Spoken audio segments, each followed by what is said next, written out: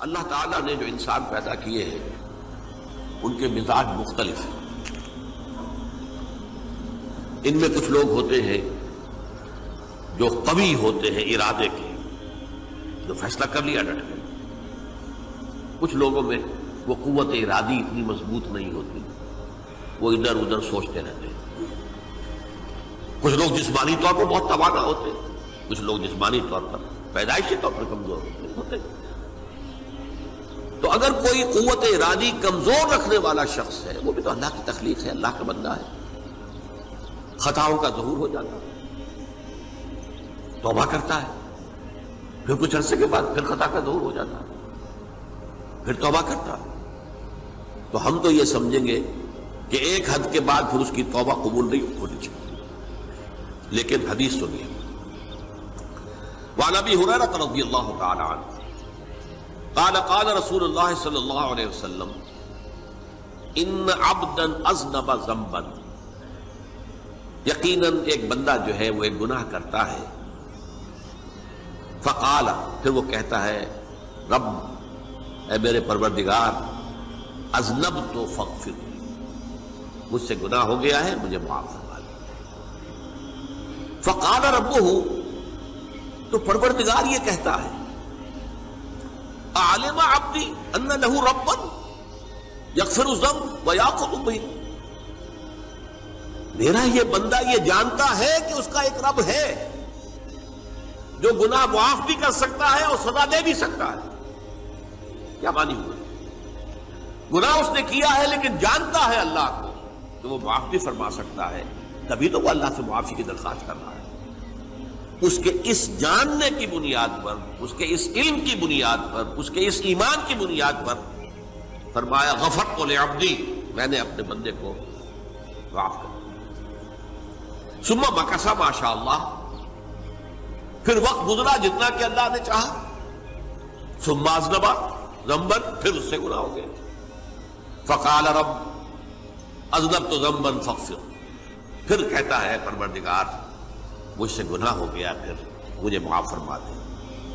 فقال ربہ، اللہ فرماتا ہے عالم عبدی ان لہ ربا یغفر الذنب ویأخذ بہ، میرا بندہ ہے نا جو جانتا ہے کہ اس کا ایک رب ہے، ایمان باللہ اس کے اندر ہے، تبھی تو پکار رہا ہے.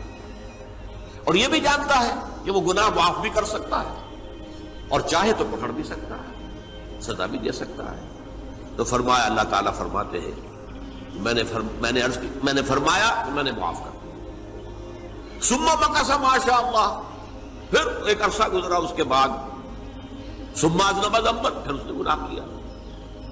قال رب اذنبت ذنبا آخر، اس نے کہا پروردگار میں نے تو پھر ایک اور گناہ کر دیا، فاغفر لی، مجھے بخش دے. فقال اعلم عبدی ان لہ ربا یغفر الذنب ویأخذ بہ، میرا بندہ جانتا ہے نا کہ اس کا ایک رب ہے جسے وہ پکار رہا ہے، کیوں وہ جانتا ہے کہ اسے اختیار حاصل ہے کہ چاہے تو بخش دے اور چاہے تو پکڑ لے. اس کے اس علم، اس ایمان کی بنیاد پر میں نے اسے معاف کر دیا. ایک اور حدیث، میں نے چونکہ اس گفتگو کے لیے ان احادیث کا تفحص کیا ہے، یہ تو بہت ہیں حدیثیں، میں نے ان میں سے کچھ چنی ہیں.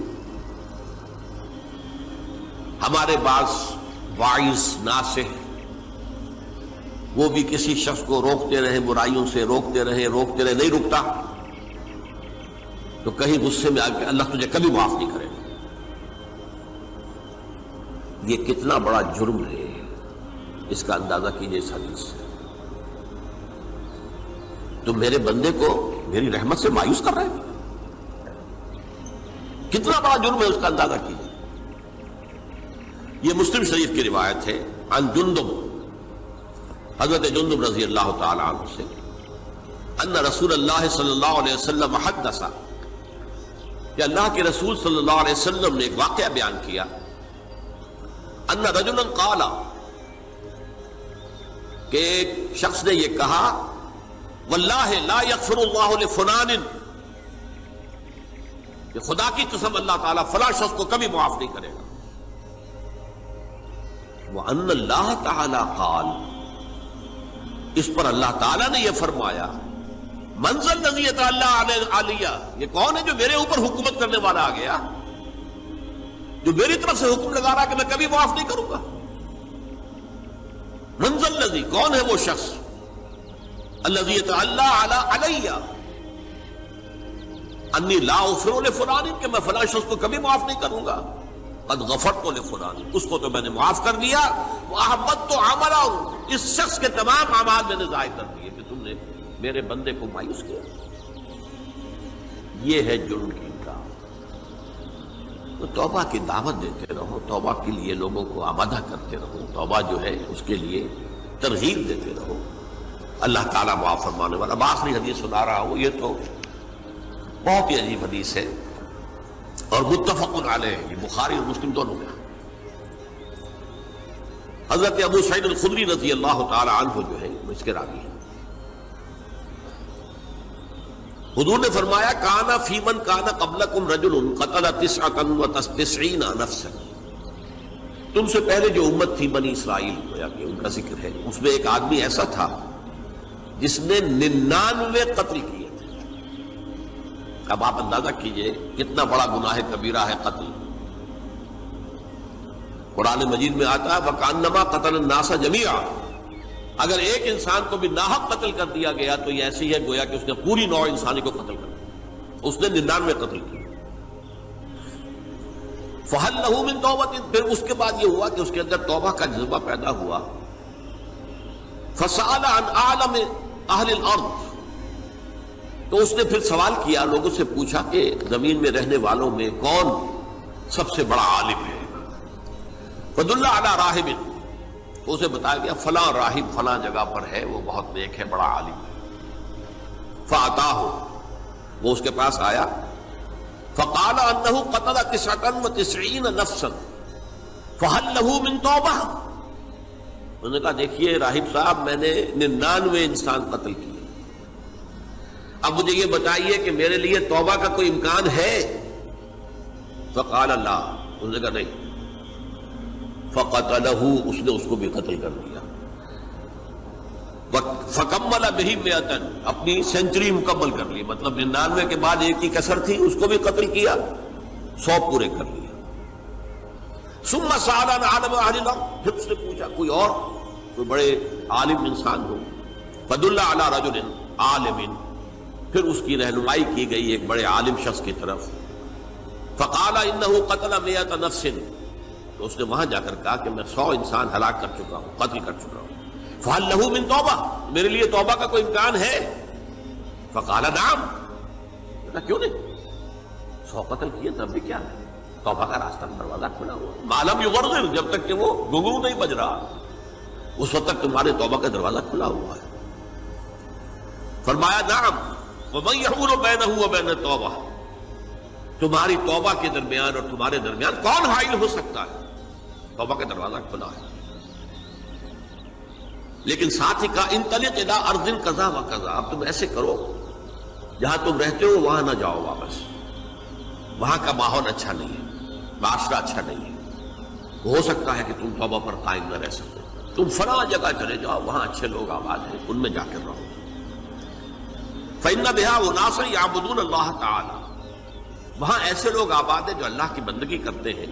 فاعبد اللہ معہم، تو تم ان کے ساتھ مل کر اللہ کی بندگی اور پرستش کرو۔ ولا ترجع الی ارضک، اپنی زمین کی طرف اپنے وطن میں واپس لوٹ جاؤ۔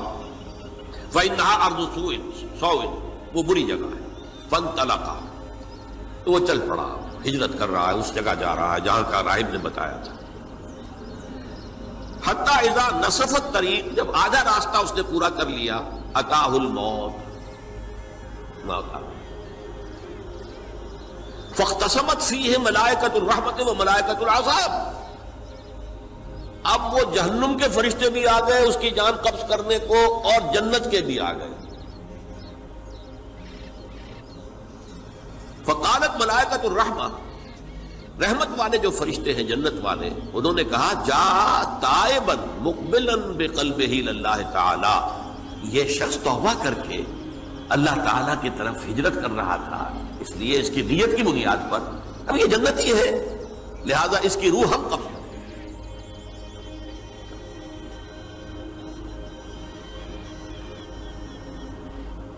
وقالت الملائکۃ العذاب، اور وہ جو عذاب والے فرشتے ہیں وہ کہیں گے انہ لم یعمل خیرا قط، تو نے توبہ کے بعد کوئی نیک عمل تو کیا ہی نہیں، تو کس بنیاد پر اس کو تم جنت میں لے جاؤ گے؟ اس کو تو دوزخ میں جانا چاہیے۔ فاتاہ ملک فی صورت الآدمی، تو ان کے پاس اللہ نے ایک اور فرشتے کو بھیج دیا آدمی انسانی شکل کے اندر، فجعلوہ بینہم، ان فرشتوں نے کہا بھائی ہمارا فیصلہ کرا دو، اس کی روح ہم لینا چاہتے ہیں یا ہم لینا چاہتے ہیں، انہیں حکم بنا لیا۔ فقال قیسوا ما بین الارضین فإلی ایتہما کان اقرب، کہ تم فاصلہ ناپ لو جہاں سے وہ چلا ہے اور جہاں جا رہا تھا اور یہاں اس کی موت ہو رہی ہے، تو کون سا فاصلہ زیادہ ہے؟ جب ناپا گیا، بلکہ ایک حدیث میں آتا ہے کہ اس پر اللہ نے زمین کو جو ہے حکم دے دیا، ایک طرف والی زمین تو سکڑ جا، دوسری والی جو ہے تو پھیل جا، تاکہ وہ جدھر جو جا رہا تھا وہ زیادہ قریب ہو جائے بنسبت اس کے کہ جہاں سے وہ چلا تھا۔ تو اس فیصلے پر پھر جو فرشتے تھے، جو کہ رحمت کے فرشتے تھے، وہ اس بندے کو لے گئے جنت کے۔ یہ ہے توبہ کی عظمت اور اس کی